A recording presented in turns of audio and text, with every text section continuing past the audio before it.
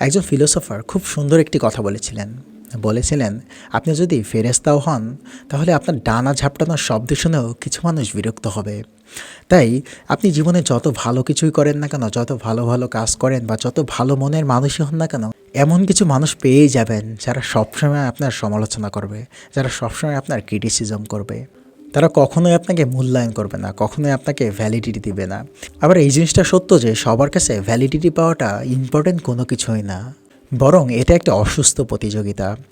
এটাতে আপনার কোনো লাভই হবে না, বরং আপনি যদি মানুষের কাছে ভ্যালিডিটি পেতে চান তাহলে আপনার সময় নষ্ট হবে, আপনার মেধা নষ্ট হবে। তাই অন্যের চোখে নিজের রিফ্লেকশন দিয়ে নিজেকে কখনোই বিচার করার চেষ্টা করবেন না।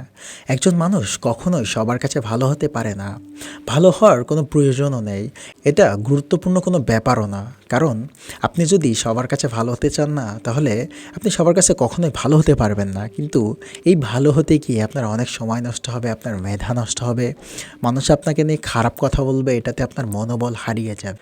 তাই শুধুমাত্র নিজের জন্য বাঁচুন, আপনার নিজের কাছে যেটা ভালো মনে হয় সেটাই করুন। শুধুমাত্র কাউকে কখনো কোনো ক্ষতি না করে, কারো খারাপ না চেয়ে আপনার যেটা ভালো মনে হয় আপনি সেটাই করুন। আপনি একটা সুন্দর জীবন পাবেন।